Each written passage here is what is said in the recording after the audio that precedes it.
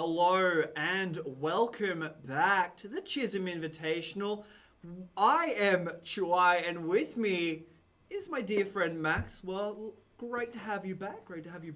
Yeah, no, it's actually good to be actually back, on campus, like at the scene of it all. We're not doing that online thing again. That was a challenge. There's no cats distracting you anymore. We would hope. I would be very afraid if a cat came in. I'd be excited. I want a cat to come in, actually, now that I think about it. Knock on wood. But we are back to the Chisholm Invitational. The match we will be watching today is St. Francis College 1 versus Chisholm Green, which I believe this is the first time we've had a Chisholm team streamed on the Chisholm Invitational. So a little bit of pressure. Yeah, a little bit of pressure, but I also feel like it's about time. We each come back to the campus itself. The team, I believe, is just playing in that other room, if I'm not mistaken. So maybe that little bit of home field advantage might give them a bit of a push. However, coming into this, St. Francis, they do seem like the more veteran team of the two. Yeah, definitely a lot more senior players being the coach for the Chisholm Greens. A lot of them are new face, so they do have some experience, but I believe St. Francis do have a little bit more. Once again, we have to thank our sponsors for this tournament, not only supplying Chisholm with the tremendous PCs and the hardware that they use, but as well the prizes for the tournament. Max has a few. I have a few right here. Essentially the winning team, they all get a full set. Yeah. Like a full gaming set. So you have your mouse right here, the full RGB gaming mouse, M500. If a mouse isn't RGB, is it even worth buying? Good point. If it doesn't have LEDs, it's not meant for gaming. Everything in PC has to be RGB, or else it's just not worth it. Or, it has to be like this level of slick, the H500 Pro 7.1 headset coming with it. This looks pretty sweet as well. I brought my headset. It's falling apart. This one, I don't know if it goes missing. Can't be held accountable. I'm not saying I'd be a suspect. I joke, of course, but the last and he's holding on to it way too long. I want this headset. But no, this is also the piece de resistance, the K500 keyboard right here, the Legion keyboard. This thing, it's got some weight to it. Hey, gotta love a good mechanical keyboard. Definitely. And again, it's RGB. Mm-hmm. It's RGB. It's I great. actually think I have that keyboard. You do? I actually think I do. So Are you talking vouch for it. past or present? No, currently, actually at home. currently. Yeah, no, Okay. I do have like that keyboard, and it works super, super well. So, yeah, very, very jealous of this winning team because they get, it's not just these three items and then they give it out. No, every single player on the winning team gets one of each of these. Yeah. So definitely a very fantastic prize. A big thank you for Lenovo for, again, continuing to support sort of these high school esports scene, kind of being the forerunners in that and just getting it out there, helping promote, providing actual prize pools that these kids can play for. And it just adds that extra element. Oh, yeah, definitely. When you're playing for fun, you're playing for fun. But when there's prizes online, you try a little bit harder. And speaking of trying hard, let's jump over to the pool. So just looking at the general pool, a little bit of an update from last week now. So we're looking at Pool 1. In the first place, we have St. Columban's Gold here. Second place, we have SPCC Colors. Third place, St. Columbus Black. Fourth place, St. Francis College 2, and fifth place, Trinity Blue. Interesting to note on that is SPCC Colors is in second place on the leaderboard. Currently 6 points to St. Columban's Gold 7. So the kind of forerunners there are slipping a little bit behind. Jumping over to Pool 2, we have Chisholm Maroons in first place, St. Columban's Blue in second, St. Eugene Spirits in third place, and Aquinas UIF in the fourth place. We'll skip Pool 3 because that's the one that we're in. We'll leave it for last. And Pool 4, Aquinas AQ coming first in Pool 4, SPCC Free Jungle in the second place, STMC Gold in third, and Macaulay College in fourth place. And jumping over to Pool 3, which is the pool that we are watching right now. STMC Black is in first. Trinity Red is in second. St. Francis College is in third. And Chisholm Green is in fourth. So we're going to have a bit of the bottom, ladder match. I was going to say ladder match, but that involves, WWE, wrestling, I'd be down. Yeah, TLC. No, but it's very interesting because a lot of times when you look at a table and sort of this sort of structure, it's always the top half of them that people look for as being those important matches, but bottom matches can be equally as important because a loss realistically for each of these teams probably takes him out of contention at this stage from being able to finish atop the group, from being able to advance to that knockout stage. Yeah. So it's almost as if the playoffs are starting early Yeah. for these two teams. It's kind of in that must-win situation now. And thus, there's more on the line. I feel like more drama than necessarily the teams at the top that have already qualified through. Yeah. So I expect to see these players actually play with that pressure behind them today. Yeah. You definitely do make a good point where there's at a certain point where your playoffs need to begin with every loss that you've accumulated over the past couple of weeks. It makes it harder and harder to come back. But let's go a bit of a closer analysis into both teams. Starting off with Chisholm Green, we have shot callers in the top lane, Snapdragon King as the jungler, the Pigeon as the captain, and in the mid lane, Nitro Gliss as the 80 carry or bot carry, depending. I mean, this meta can go either way. And Deegstar.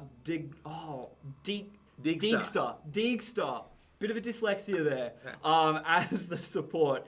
I mean, I know this team very well. I'm the coach of it. So I'm looking mainly at Pigeon and Snapdragon as the core anchors there. That's definitely something that we've been pushing, where it's the jungler needs to anchor that mid lane, then the mid lane can roam. That's kind of the main strategy that we've been pushing there.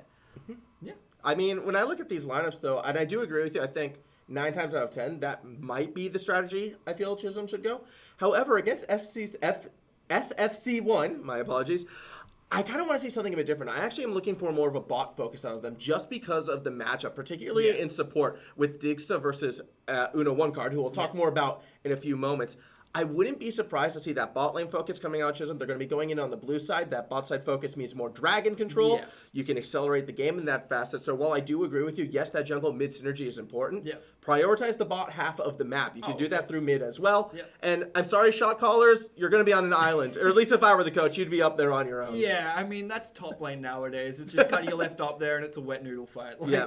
And jumping over to St. Francis 1, we have 50 Shades of Bed, Genesis J, and subbing in, we have Botman123 in the mid lane, Kim Chisu as the bot lane carry, and Uno One Card as the support, with the captain for this match being Genesis J. So we'll see, that's been a bit of a late addition there, the change of the captaincy. So we'll see where Genesis J, however that captaincy can come through in terms of shot calling. I mean, it does work as the jungler. That's necessarily where you want your calls to be. That's where you want your objective control to be, is on the jungler. So those roles can very easily just blend into each other. Yeah, it's always interesting when you see a jungler as a shot caller as opposed to a mid laner. I feel like when you get to high elo, typically it actually does fall to either the mid laner or the support. Yeah. Because the mid laner is kind of directing the jungler where to go. It depends what kind of jungler you have for how much this will affect. If Genesis J is sort of that aggressive jungler, picks something early, and he's going to be looking for ganks all the time, and the team picks a lot of that early engage, well, we could be seeing a very explosive first half. But if the jungler is like me and likes the tanks and likes to play passive, sometimes laners can be left on their own for a very long time, and that can leave themselves a bit more exposed. Now, the meta has changed a bit in the sense that these early game junglers are kind of less in favor than what they used to be. Something, again, I appreciate. I can play my tanks again.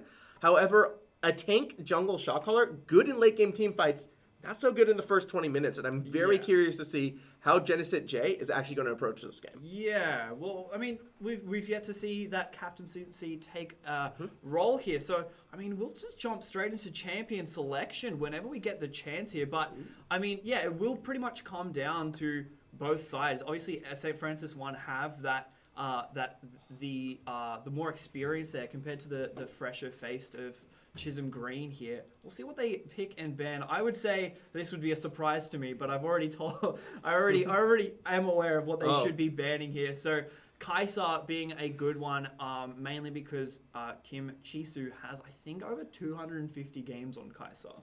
So why not just get rid of it? That was my ideology. And again, that puts more emphasis on the fact that I'm expecting Chisholm to be focusing on that bot lane of SFC1. You get rid of, some of their one trick, some of their priority picks. Get the bot lane already a bit unbalanced. I kind of singled out Uno One Card before. Yeah.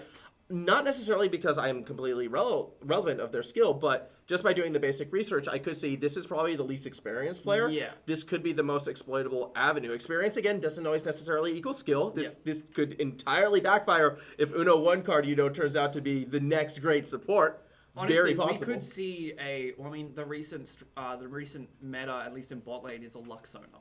We could see Like it. that lane is just ridiculously strong, and it's kind of cheesy just the way that it works, but it's strong enough that anyone could play it. And interesting that St. Francis has gone for 2 jungle bans immediately. Both. Well, okay, I'm going to ask you, how do you pronounce this champion's name? Because it differs from everyone I know. Mistake. Look, I see him get banned, and I'm like, you know what? Don't have to worry about it now. Fair, Don't need to fair. think about the new That's fair. champion. We can keep on keeping on. The Rammus man actually has me a little bit surprised. Nasus is going to mix things up, so I like the Nasus pick. Nasus, one of those best sort of solo laners you can leave alone, but you can't leave 2 alone, because if you get late, well, he's going to win the game. Yeah. Shot callers, though, still a lot of options he can take if I am expecting this top lane island. I'm curious if the Chisholm will go for it, or if they're going to try and mix it up right now. Where will that priority lie? Yes,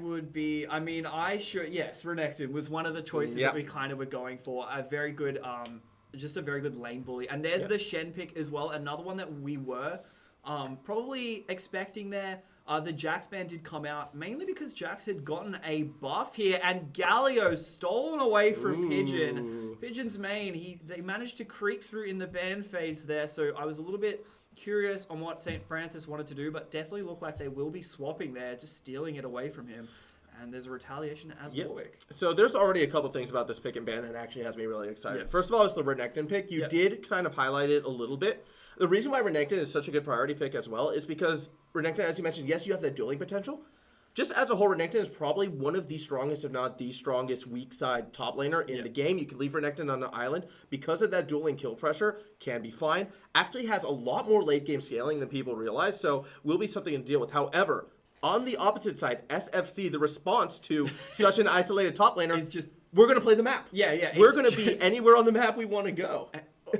Teleports everywhere. Exactly. And then also the response to that is a Nocturne pickup in the mid lane. So I guess if you want to be anywhere, so can I. Definitely it would be interesting to see how fast the Nocturne can roam. Obviously the distance that Nocturne can travel is a little bit less than what the Shen say, which is infinite range. I mean, it's a mid lane Nocturne, so it's going to be very interesting as well. The issue I have with the mid lane Nocturne right now into the Galio, I feel Galio is a really strong matchup into it. If your spell shield is not on point, Galio should be able to turn that around. The other issue I have is, unfortunately, the Pigeon is going to be playing reactive, I feel like, to the tempo right now that SFC should be able to put out. I think SFC is going to be that more proactive team on the map, and that's why I love Shen as a lock-in. One of the best pre-level 6 duelers into one of the best ultimates in the game. So Shot Callers is definitely going to be on an island. Unfortunately for him, 50 Shades of Bed will sometimes be on that island, but he has that ability to leave almost whenever he wants. Has the ability to kind of be that bully pre-level 6 as well. So I feel like level 6 is going to be super, super critical for Chisholm. SFC, if they find that good pick, that good fight from that level 6 to 7 mark, they could really start to snowball this game. Yeah, 100%. And if I am not mistaken here, Renekton is also a very good pick into Shen because of his shield destroying capabilities. Yes, it's not the worst pick. It's about playing around that passive.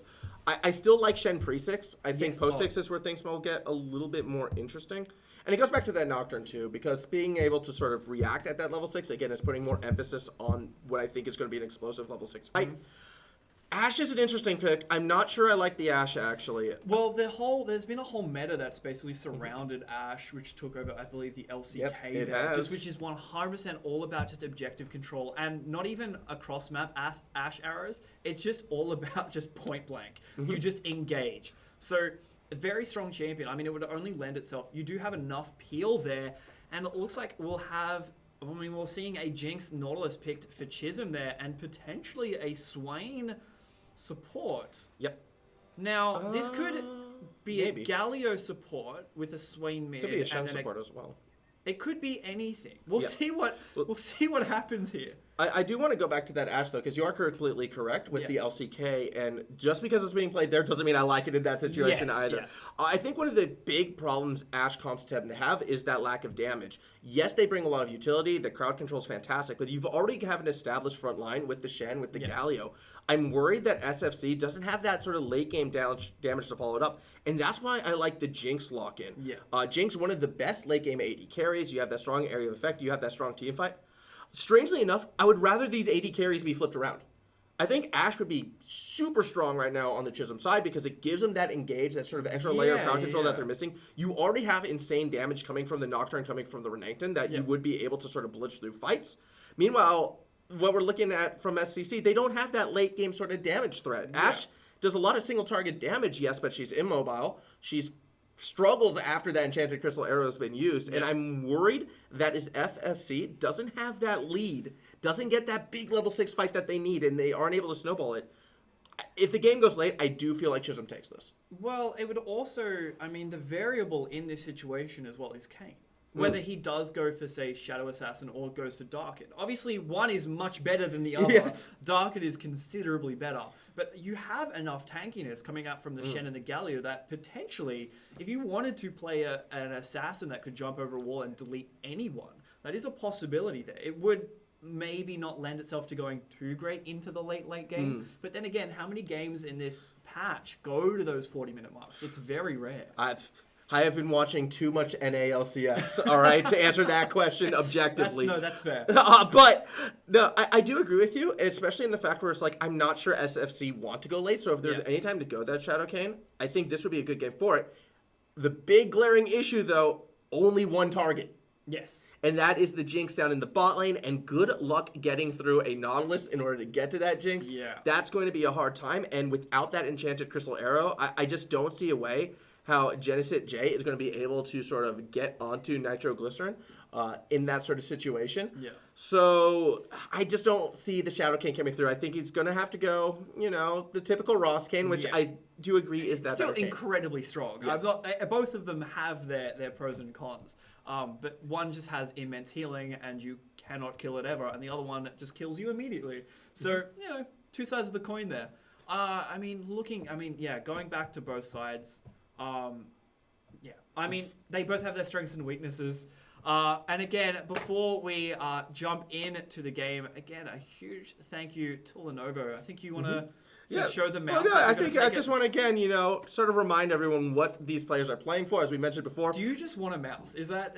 I really like my mouse. No, I want the headset. I want this, all right? This is what I want right here. Well, this.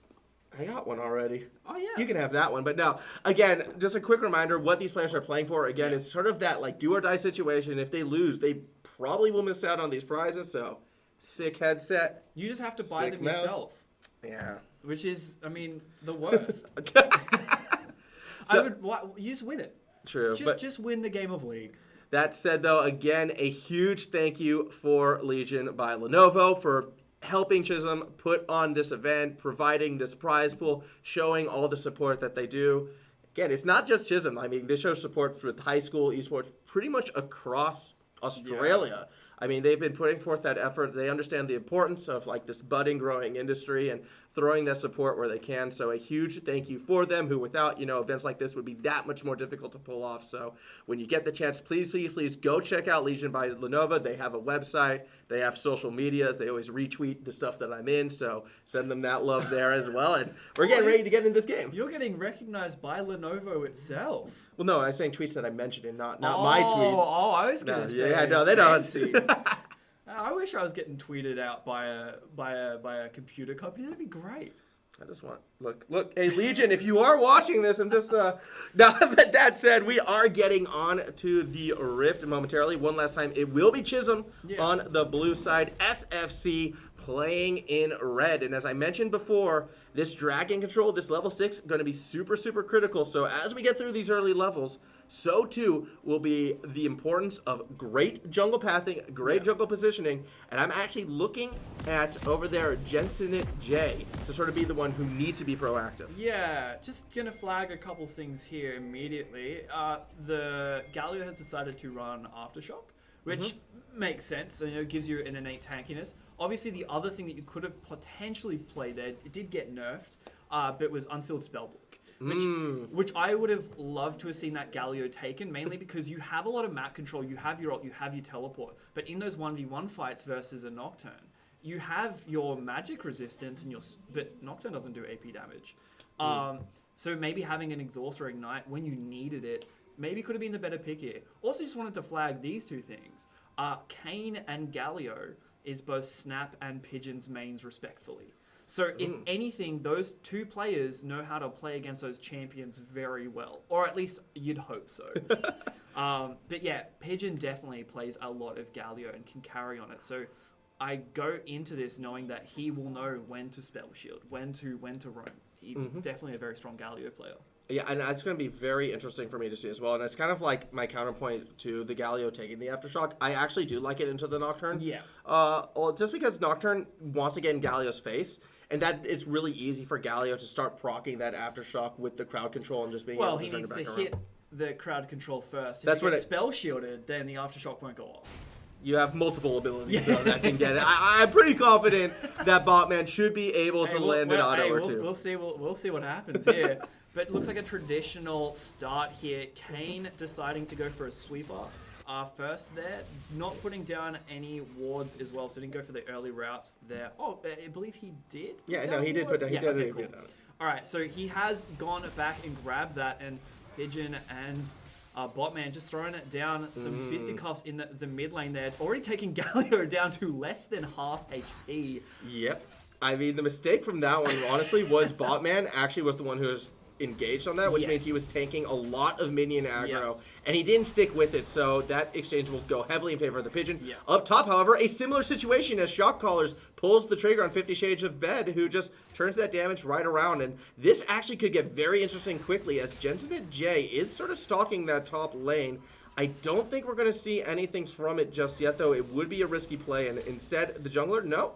Okay. Yeah, he exposed himself, but he's not recalling. Yeah, I don't think he would have been seen there. I don't know if the minions were pushed up just enough for it to be seen. There was also no pings thrown out there, so justifiably we can say that he maybe just got away with that one. But it has put him behind. Yes. You take that risk. If you want to do an early gank, if you lose out on that early gank, then you're just behind in your jungle pressure. But here's a engage your mid lane. Yeah, but again, it's into the cannon. That said, though, a lot of damage and no spell shield being used by the Pigeon. Ignite goes down, forcing out the flash, and Botman is barely able to escape alive. I'm watching that health bar tick, but it's not enough to secure the kill. So, interesting exchange in that mid lane. So far, what we're learning, you guys don't need to be that aggressive right now. Every single time the aggressor has been punished quite heavily. Yeah. And if anything, Nocturne wants to play into a copious amount of minions around the Galio. It's more lifesteal. So even though Galio will take more damage, already burning that TP to get back to lane there, even the minions are still pushed up towards his side. So that's one huge summoner spell that will be gone for a while there. I don't think it's the worst time to use it ever. The teleport probably won't be relevant for 10 minutes or so, using it to get back in lane is fine, but that is sort of a safety net gone. Yeah, if that same mid lane fight happens again, then you've lost at least a plate. I would say one plate. Yeah. So we'll see if it comes into play. I'm a little skeptical that it will. I think what hurts most about that teleport play, though, is the fact that the Pigeon won't be able to match it. Yeah. So now in the mid lane, if Botman can play his lane correctly, he actually might be able to get a semi-sizable advantage just with that extra Ruby Crystal. That extra bit of health, and depending on his wave management, that's going to be something critical to watch.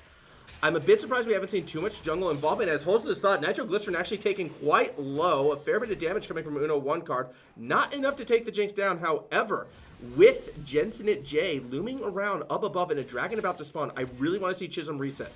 Yeah, I mean, the Ashe is thrown out, the Hawk shot there, just to figure out where the enemy jungler is. They know that he's not down in the bot side there, so Kane's gonna be this is really risky right now. Yes, you have jungle support coming, but will it come in time? Shock Callers has to burn flash to try and escape the minions. Very premature engage coming from the Chisholm side.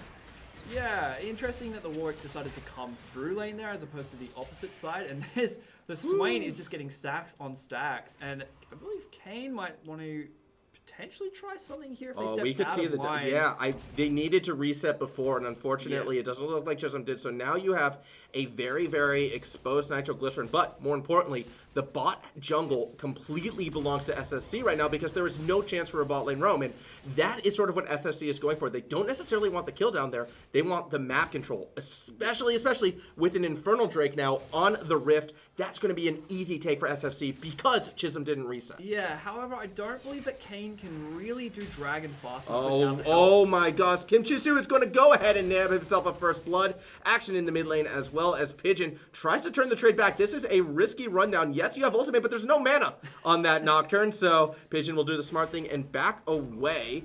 That said, perhaps a Botman re-engage. Pigeon's now going to be zoned out. You do have some help with Snapdragon King looming around, and I'm very surprised, actually, that SFC didn't make a harder push for the Dragon.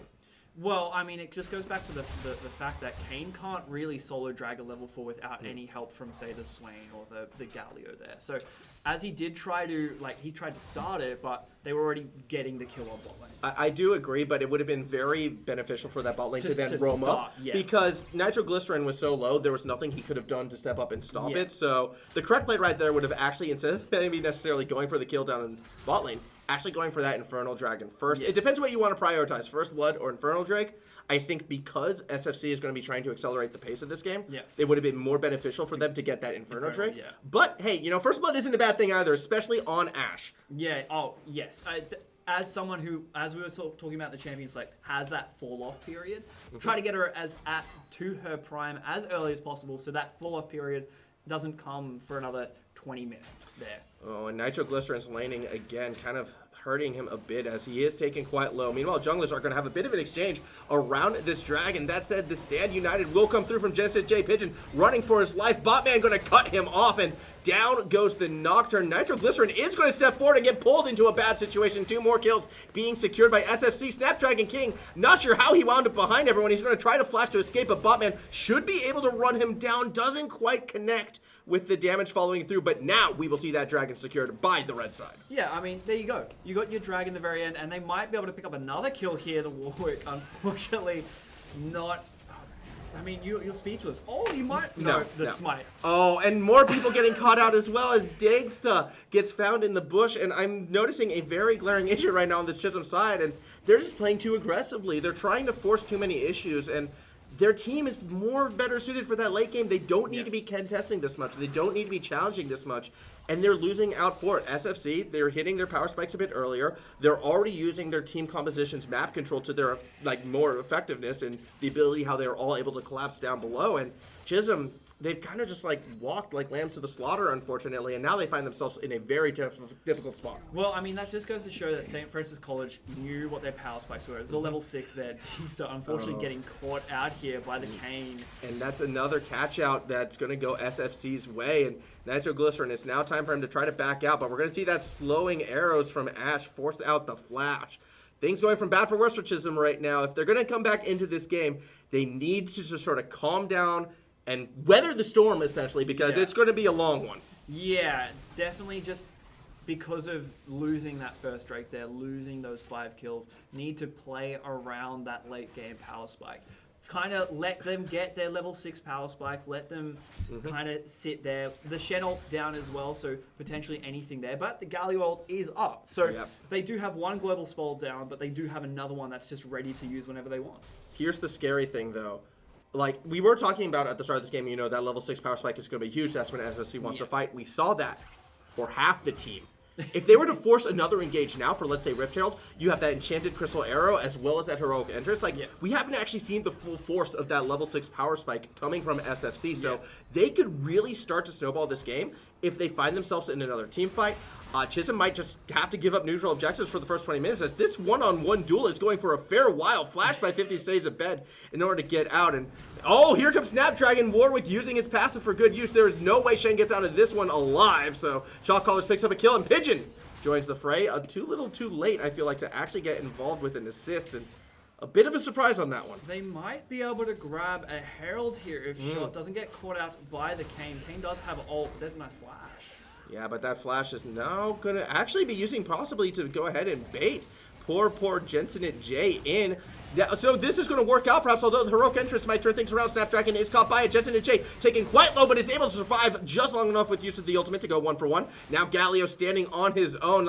This stone pillar can only stand for so long before crumbling down. The Pigeon trying to cut away. A flash is forced, and Botman is able to get to the safety of the tower, but how safe is it really? Well, apparently safe enough to initially scare the Pigeon away. One good Q secures that kill. You saw it coming, and at the same time, you almost hate to see it. That said, Chisholm starting to fight back. Yeah, I mean, I was watching that fight mainly just on one thing and one thing only, that Shen ult timer. It was just the ticking of the clock there, and it was up by the time there, but unfortunately, just that snipe of the Q, the thing that you don't think Nocturnes would be good at, the thing that you're like, oh, it's fine, it's just some shadow. Oh, things going from bad for worse down below, though, as Kim Chizu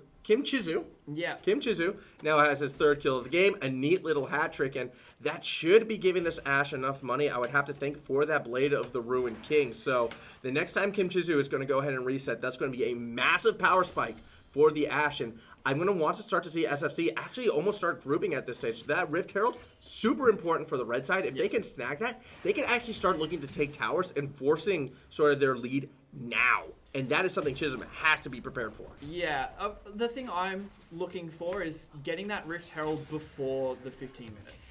We have like 3 minutes 30 left. Yeah, and they've already started that. Well, he's clearing the wards out. Galio has decided he wants to have maybe a little bit of peek around. But as well, seeing how those 2 kills on Nocturne, those item power spikes, can potentially... Let's see if we can shut down that Ashe. Let's see what we can do. We have the ult coming up very shortly. The Shen ult is also up, so you're going to have to kill her in a mere fraction of seconds. For SFC as well, I think as soon as that Blade of the Ward King can be purchased, I would have liked to see him do a sort of lane swap as Justin and Jay. He's actually going to get some help with the Stand United, and that's just going to shut down Snapdragon. Too little, too late. The Pigeon joins the fray, and he will also get cut down despite burning Flash in an attempt to escape. Kind of got a face full of wall right there, and now the lead is again starting to accelerate. We still have that Enchanted Crystal Arrow. We also have escapes being cut off actually by Jensen at J, who is farming on the side. Kim Chizu, Uno 1 card with the nice little grab does bring down Nitro Glisten. We said at the start, Uno 1 card, kind of that, question mark factor. I was doubting how strong they were going to be. Well, I am so happy to be proven wrong because he is hitting everything right now. It just reminds me of how much I hate Swain support. And I discovered Swain support because I thought I was picking Rakan, when actually I picked Swain, and I was like, oh, this is broken.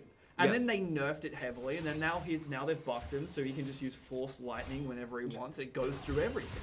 But it's only showing the power here. They don't need a frontline for Ashe because everyone's just dying before Ashe takes any damage. Yeah, and we still haven't seen the use of the Enchanted Crystal Arrow, 13 minutes in, and I mean, it just kind of shows how far ahead Kim Chizu is. Still no Blade of the Ruined King, and I still would have liked to see that lane reset. I feel like if they had gone for that reset the moment there's enough gold for it, you can immediately pressure the Rift Herald and, again, start to press those advantages. Instead, bot lane decided to stay bot long enough for that Dragon to come back up. So if they were to make a play for that Rift Herald, well, they'd be giving up Dragon control in its stead.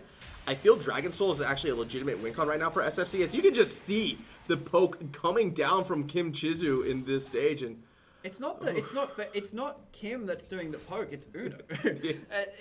I mean, Kim is just following up on the poke. Uno is the one that's initiating it with these amazing snares by Swain. Oh, and this is the damage that Shen can bring out. It is so deceptive at times, just with the Bramblefest. Shotcaller's on the run, but goes right into the Rast Kane, and down he will fall. So another kill secured by SFC, who are now in that position where they can really start to snowball this game.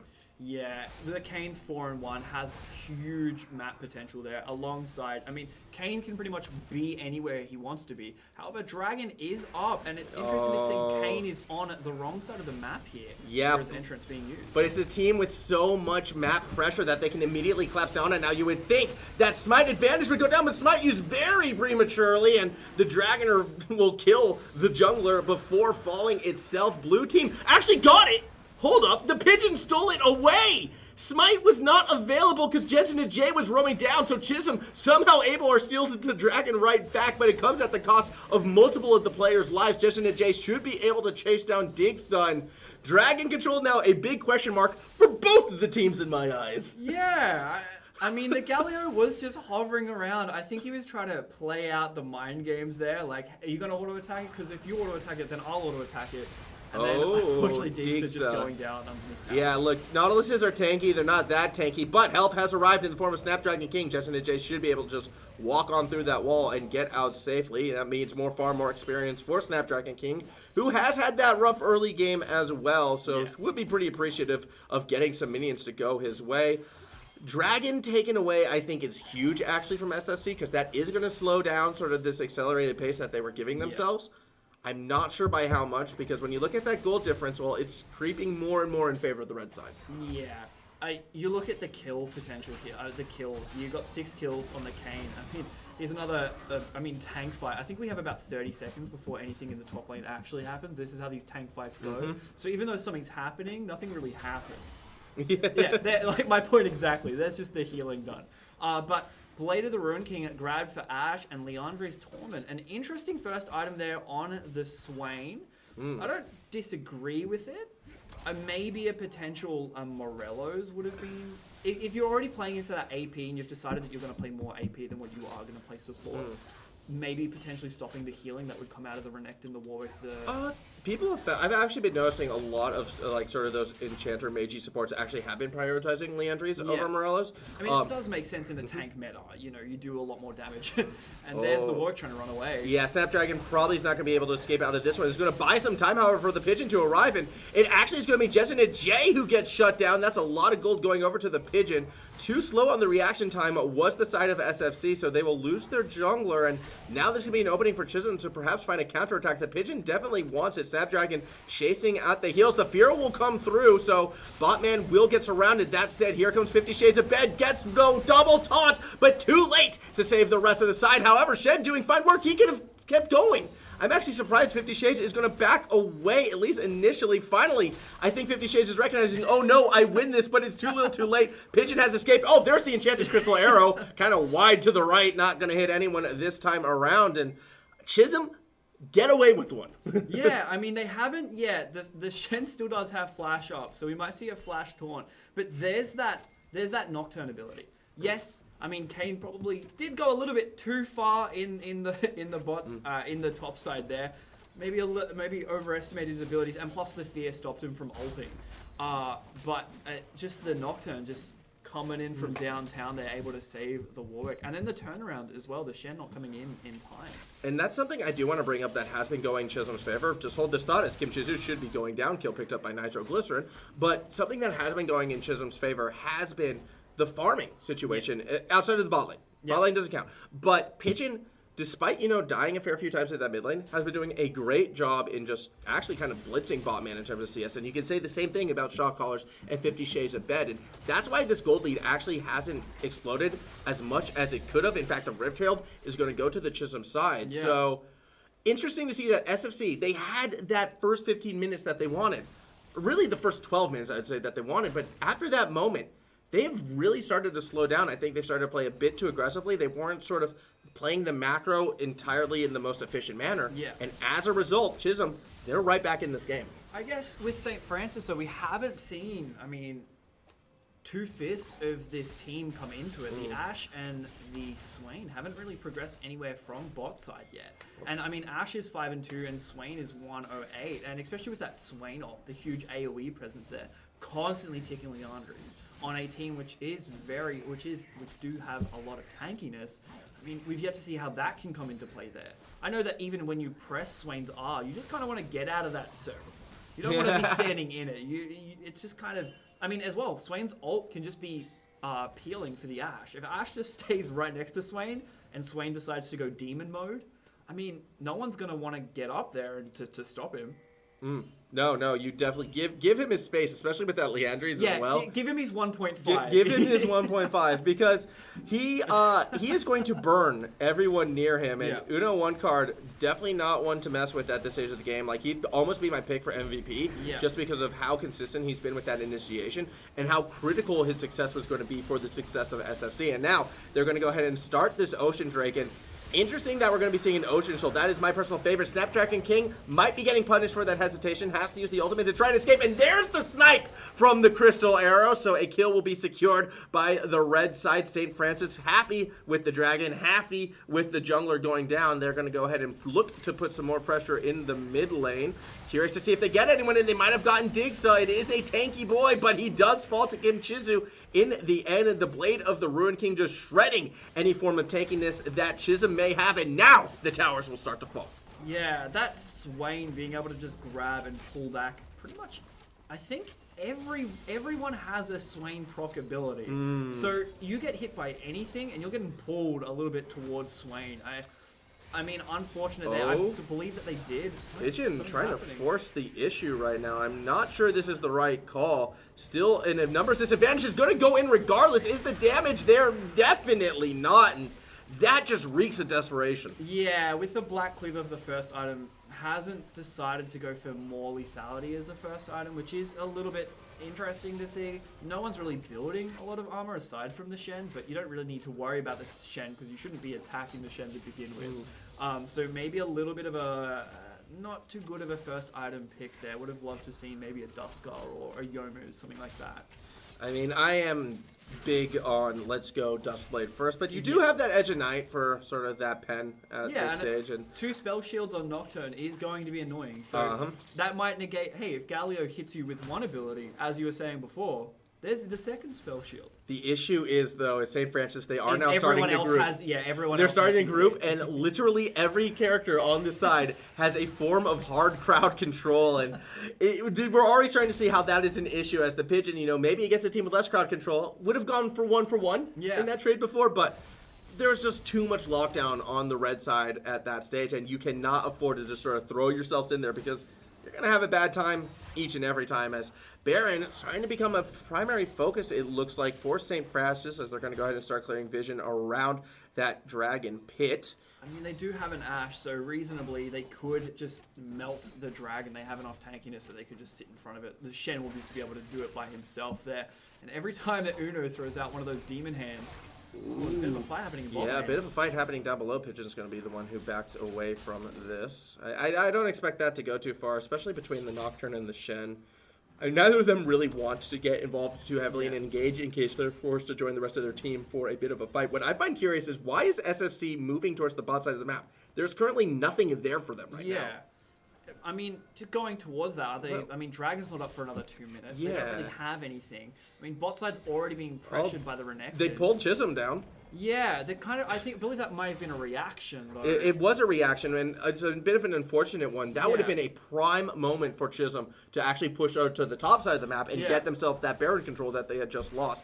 So it kind of says a lot about Chisholm's mindset at this stage of the game. They are still playing reactively. They're playing as if they're behind, and they're assuming that SFC is actually making every correct move. No. And no, he's not going to get away. Well, not get away without being spotted. We could see a fight break out right here. Backup has already arrived at Jensen and Jay, and 50 Shades of Bed with that Bramble Vest, with that Sunfire Cape, is actually taking a lot of abuse against the all-AD comp of Chisholm, and now they're going to start turning it around. More help arriving as Uno 1 card arrives onto that scene. Dinks is already taken down. The Pigeon has to burn flash, but here comes Snapdragon King. Does he commit? No, he does not. Instead, the Pigeon will fall, and one at a time. Members are going. The Crystal Arrow actually catching Nitro Glycerin on the back end, and the follow-through will be there. Nothing can go right for this Chisholm side as SFC blow this game wide open. The American sniper, the Ashe arrow straight from downtown, just called it, pointed, hit a home run. I love those types of arrows. Usually in like great fight from SFC there. Very reactionary. Chisholm tried to push onto the Shen, then realizing the Shen is very tanky against their AD comp. Couldn't really do much there, and it will result in not only 3 kills, but also a bot lane tower, or 4 kills, And then also, potentially Dragon, it's up in 30 seconds, and they have a huge priority of the map here. It realistically could have been Baron. Yes. I feel like SFC, they're making very coordinated team decisions. They play as a team, and that may have been actually the biggest advantage they've had. Like, they had a hard crowd control team, and they're layering it correctly. They're playing as a team. They're moving as a team.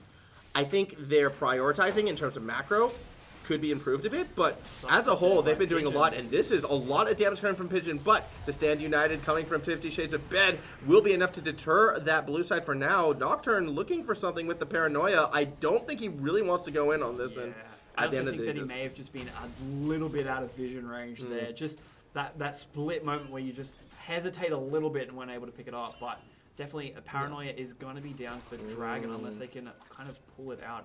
already a quarter back up Yeah, here. but at the same time, you don't really want to walk into a team with a 7K gold advantage as Snapdragon King is learning. That's going to be an all-in from Jessenit J. Teleport's coming through. It's going to be too little too late to save the jungler, but maybe Chisholm can turn the fight around, or he can just teleport right into his own demise. Shot Callers tries to flash to escape, burns the ultimate, but the Crystal Arrow will secure his doom. Nitroglycerin trying to run away. Jessenit J really after these kills at this stage. 50 Shades of Bed wanting to support him. That tower is still standing. Just tickling 50 Shades, and now the dragon becomes the priority as the rest of SFC look to obtain their third of the game. Yeah. No, Shen's very tanky. A lot of armor. Thornmail, Sunfire, just able to take a ridiculous amount of damage, which is Sawn. I think he took like maybe 5 or 6 tower shots. Was half HP. Man doesn't care. And Pigeon might get caught out here as well by the wall. Yeah, Jessenit J looking to hunt the Pigeon down. Able to sidestep Uno 1 card, but yeah, Chisholm, they cannot afford to keep trying to push into this jungle, unfortunately. They keep stepping up and just immediately getting put back down. Botman proving that case in point. Similarly as well, Snapdragon King finds himself in the awkward position. Jessenit J now on a rampage as the Kane has become unleashed. And this is the Rast Kane. Yes. Could you imagine if it had been Shadow Kane, as we had been discussing before? Now, yeah, I mean, I was actually going to make comment on that. I was like, the Ras Kane is just killing everyone very quickly. If it was the Assassin Kane, blink and you'll miss it. Like, he could have dropped like a 20 bomb, I reckon. Probably, but this is also the same argument as why Rast Kane probably is that bit stronger, Yeah, because I mean, you're still doing this. Okay, Paranoia, we're going in deep. Might actually be able to secure the kill. A shutdown goes to the Pigeon, who will get out of this one alive. The depth charge is not going to mean a follow-through from the Chisholm side, but a cheeky little pick from the Nocturne to keep Chisholm still in this one. Very much I'm only going to focus Ashe from now on, and every time my ult is up, I'm going to be going for Ashe, which is, you know, a good Nocturne strategy. Whenever I get Nocturne and ARAM, I will pick someone on the enemy team, type their name into all chat, and say good luck. And then I only dive them. So maybe that's how Pigeon is able to get back into this game to secure a couple more kills there. I don't know whether it's going to be able to do much. I mean, I'm looking at like both sides, and you do have some grievous wounds in the form of the Bramble Vest for Warwick, but there's really nothing to stop the amount of healing that is coming out of the Darken Kane there. He does have Death's Dance, so only going to add to his immense amount of healing. I think a big issue that Chisholm is going to feel very, very soon, though, is while Nocturne is doing super strong right now and is building that GA, case in point, just had to finish right there, that's going to be helpful in 1 or 2 team fights. Nocturne isn't known for his late game prowess. He starts to peter out pretty much after the 3 item spike, so I am expecting the Pigeon to be a bit less effective from this point moving forward.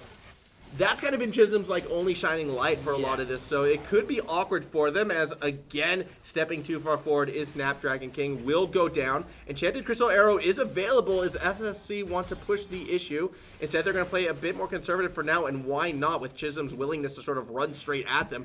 You may as well wait until that prime opportunity arises. Baron back on the map, one misstep could mean the big purple worm will go to the other side, and the Pigeon may have done just that. Does it bite? Do we see the engage? No, not yet. I think, just going back to when you were saying the Ashe's ultimate was up, I think it comes down to a point of, I think a lot of Ashe players, especially at the lower elos, only believe that the Ashe ult is long range. Where you look at, but you look at the LCK where they use it mainly as a point blank shotgun stun, just very much used just to catch. Like right now would be a beautiful. I think we are going to see it, especially with the flash. Digsta actually able to hook himself to safety. Enchanted Crystal Arrow though is held onto, and Inhibitor may still fall. Super Mega Death Rocket is popped, but the GA has been popped as well for the Pigeon, who's going to wake up in a world of hurt, or will he? Oh yeah, no, he will. Down he goes. Botman also was able to find Snapdragon King up top. They're on an island. They don't care about the rest of the game of League of Legends happening. This is just what top laners do. All that matters is this fight in top lane. It's kind of like the no matter what happens, like last game wins.